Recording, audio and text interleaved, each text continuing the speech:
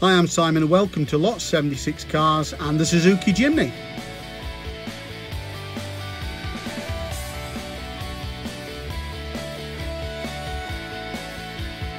So this is the fourth generation of the Suzuki Jimny. The company's manufactured over 3 million of them since 1970, and this particular version was introduced in 2018. It's got the traditional steel ladder chassis frame but gained a stiffer, more rigid subframe at the time, and it's got front and rear axles with separate differentials. Now, Suzuki suspended Jimny sales in 2020 due to the impact of emissions. However, it was then reclassed as a light commercial vehicle to work around the emissions regulations, and it's still on sale, albeit it's sold in limited numbers. So let's take a closer look and see why this vehicle's so good off-road. So first of all, you can see it can cope with an approach angle of 37%, which is pretty impressive. With those short bumper bars, there's no danger of actually coming to contact with anything there. If we look in the middle, we can see that we've got an absolutely huge ground clearance of 210 millimeters. Now that, for context, is just 10 millimeters less than a current Land Rover Defender. The breakover angle, i.e. underneath, you can see where the middle of the car could come in contact with the ground over bumps, that's copes with 28%. And finally, the departure angle is also good enough to allow a departure of 49%. So that's really impressive. The rear mounted spare wheel is as per many other previous versions of the Jimny, so familiar to many people as well.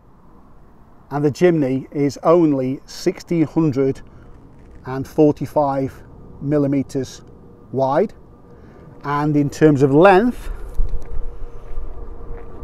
we step around the vehicle here and have a quick look at how it looks. It is 3,645 millimeters, so 3.6 meters, just over. Now, to put that in context, that means that it's smaller than a Suzuki Swift, which is quite incredible, isn't it? Now, it's got some interesting design features that sort of pay homage to the previous versions. If you look at the oblong slats on the grille, effectively these are copied from the Mark II. The round headlamps are the same as the original car, albeit significantly more powerful. And if we take a look around at the top of the scuttle panel on the side, you can see these two indentations, horizontal indentations, and these bonnet side indentations are the same as the Mark II. Now in Japan, as I mentioned, this vehicle fits the K car or the small car dimensions, but does it without the fitment of these wide mudguards. And I'll show you a picture, just insert, of one I saw in Japan without these.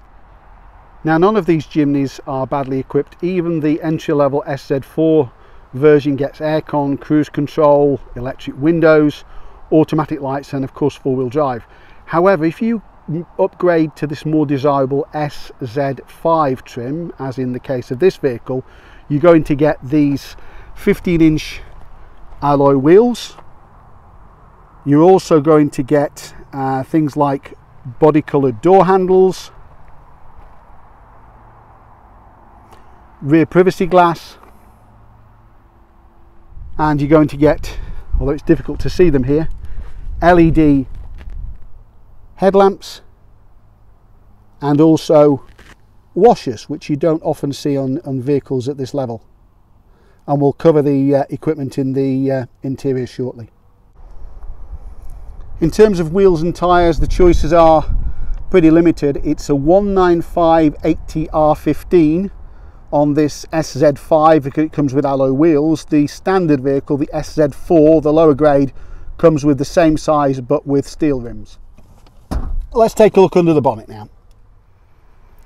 Now, the only UK engine option is a 1.5 litre 4-cylinder 16 valve petrol engine, producing just 100 brake horsepower and 95 pounds of torque. Now, in terms of performance, as I probably mentioned, it's going to get to 60 in about 12 seconds if you're interested, and will give you a top speed of 90 miles an hour. There's no turbo, there's no hybrid assistance, there's no diesel even. This is it in terms of the engine choice, this 16 valve 1.5 petrol engine. Now, I mentioned this one is being used as a commercial, so normally it's only got around about 84 litres of space with the back seat up, but you can see this one that's been converted to a commercial application with the rear seats in actual fact removed gives a huge amount of load space. So I can't really comment about the passenger space in this vehicle, but certainly used as a commercial vehicle, it's got a lot of potential. Now, the plastic door cards here are not particularly luxurious, but they are tough and they are hard wearing and reflects the fact this vehicle is going to be used off the road. But the door pockets are relatively narrow, so do bear, probably they're best just for documents, I guess. There's a grab handle here, which is obviously useful for passengers who are going to need to hang on, potentially, depending how rough your off-roading is as well. There's clearly a passenger airbag in the top there, and the old style round vents as well. Now, if you look throughout the cabin, you'll see these hex type nut heads. In actual fact, they really add to the utilitarian look and feel of the vehicle. So fabric seats, tough wearing fabric seats, side airbags, and of course, as you'd expect, manual seat controls. The glove box isn't huge, but you can at least fit in the manual, which is something. And if you're carrying children in the front, you can deactivate the passenger airbag, which is useful.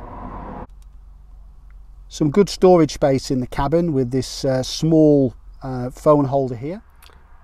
So also part of this package is this infotainment system, which has got Apple CarPlay, and it's quite a useful system, although it comes with a standard navigation system as well.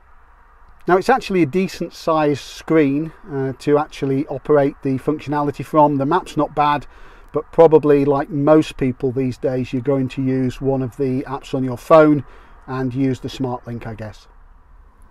Now, instead of everything being operated from the multifunction display, you've actually got normal controls for air conditioning and for front and rear heated screens, which is actually quite good.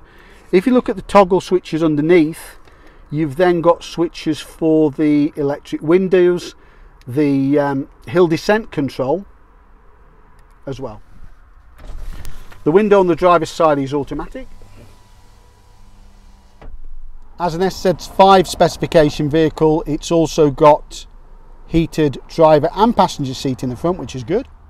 A separate USB to power a phone or other devices. So we've got the controls for the left and right mirrors. There's a blanking plate, which I guess is for markets where they fit vehicles with keyless entry. And then you've got three further buttons up here. We've got the ability to operate the washers on the lights, and we've got the lane keep assist. There's a speed limiter setting on the controls, and there's also a mode function for the radio. There is a courtesy light on the back door, but this is the one that's obviously mounted in the centre, and then just beneath the warning on the passenger side airbag if you've deactivated it and forgot to reactivate it. And thoughtfully, there's a mirror on the passenger side of the vehicle and on the driver's side, although they don't appear to be illuminated. So relatively simple instrumentation and startup screen. Like most Jimnys in the UK, this one's fitted with a 5-speed manual gearbox rather than the automatic, which was available but wasn't as popular. Now, 4-wheel drive can be selected up to 60 miles an hour in actual fact, but you will need to stop to engage low ratios if that's something that you want. The petrol release is near the driver's seat, in common with a number of Japanese vehicles. And the vehicle can actually accommodate both E5 and E10 petrol. So let's go for a drive.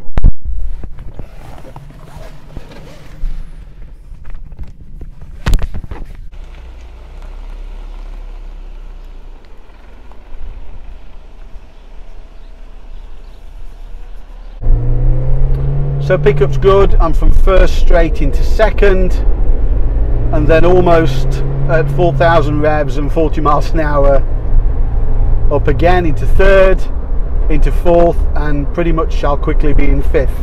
So as we approach one of the bends, we're starting to get used to the fact that the vehicle has got a degree of body roll and it's reasonably bouncy. Maybe it's better when it's loaded and possibly as in a passenger configuration rather than this commercial configuration. And even at just short of 50 miles an hour, I'm already up into fifth gear. Now we'll try and take this on some faster roads if we get the opportunity, just to see how it performs as well. I'm not sure we will today, but I'd like to try and do that. The steering is, yeah, it is a little bit vague, and again, one of the payoffs for the vehicle's off-road capability is this recirculating ball steering. Well, the indicators are certainly noisy enough to know that you've got them on, which can be a problem in some modern vehicles, can't it? Now, it can certainly keep pace with the traffic. Okay, there's not much competition. There's a Hyundai i10 in front, so I think we should be okay there, and a bicycle in front of that.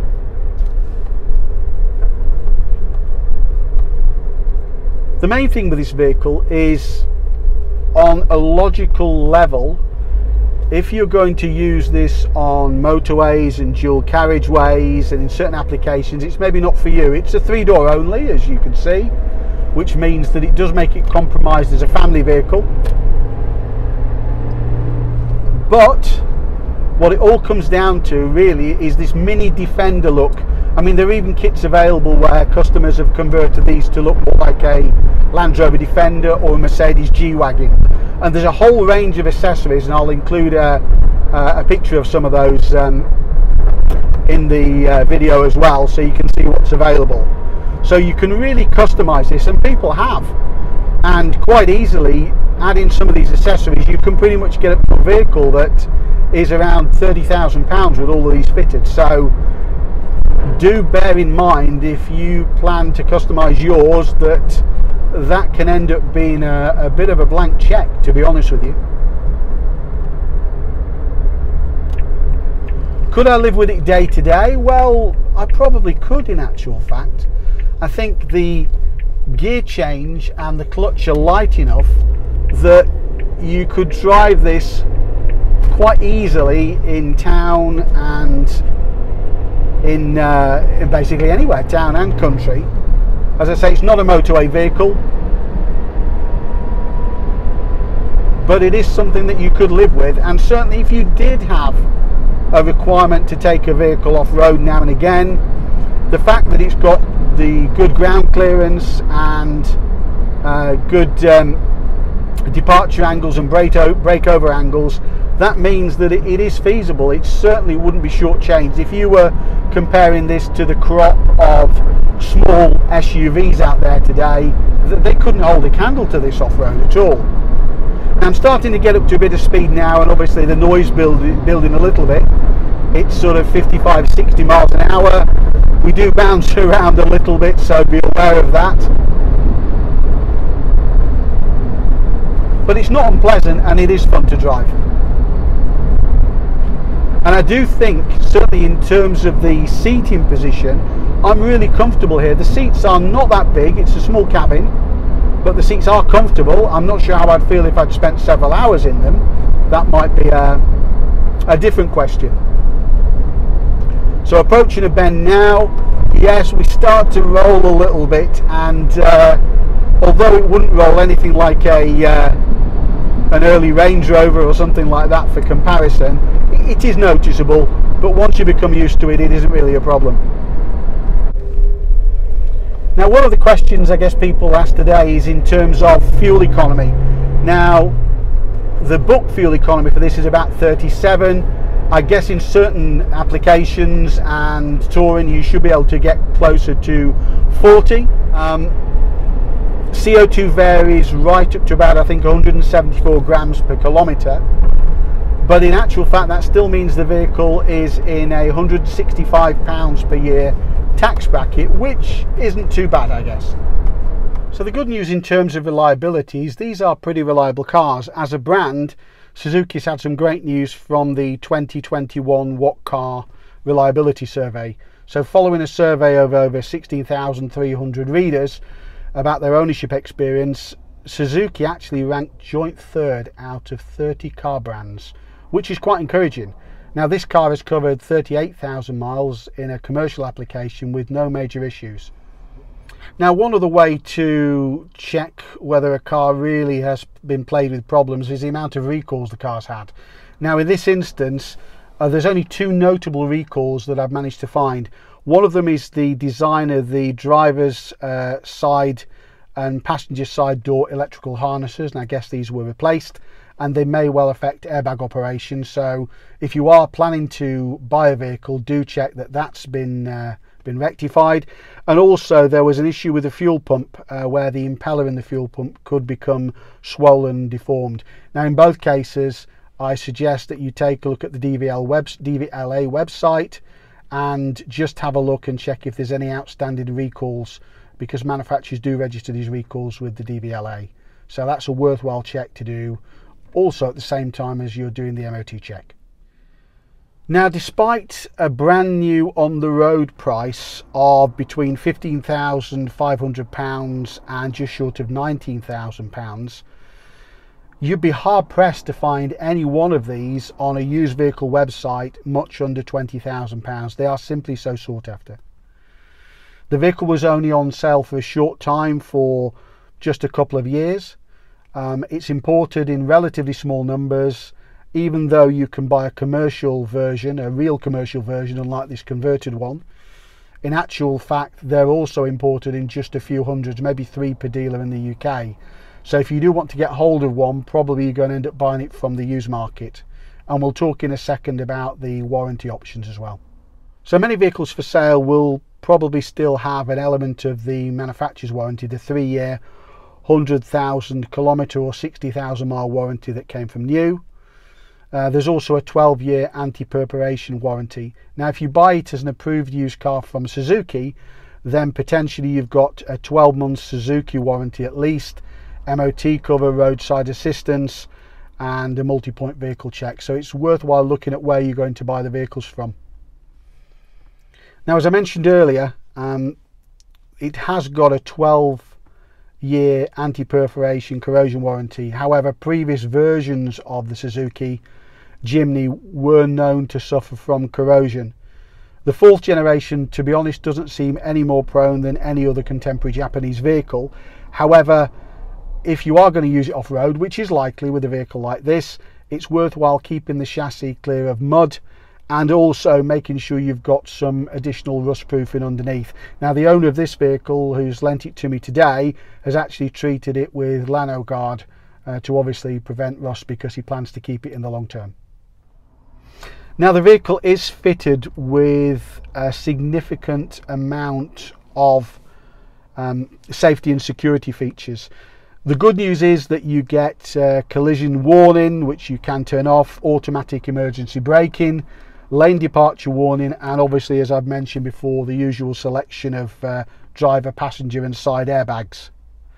The bad news is that it only actually received a 3-star NCAP rating out of a total of 5 stars in the European New Car Assessment Programme. Now, to be fair, the Dacia Duster also only received 3 stars, but if we're comparing the NCAP rating of today with the NCAP rating of maybe 5 or 10 years ago, a vehicle that scored maybe 5 stars 5 years ago in actual fact will be rated down significantly, because the benchmark keeps moving for NCAP, so please be aware of that. This is not a vehicle that's unsafe. It's packed with quite a few safety features, and I think you'll agree that it still represents a pretty safe place for drivers, passengers and the like. Although it's only possible to buy a new Suzuki Jimny commercial in the UK, The passenger version is still on sale in Japan, where it's called the Suzuki Jimny Sierra. So you could actually import a brand new version from Japan if you desired, or alternatively you could wait for the rumoured 5-door hybrid version, which is due to appear in the next year or so.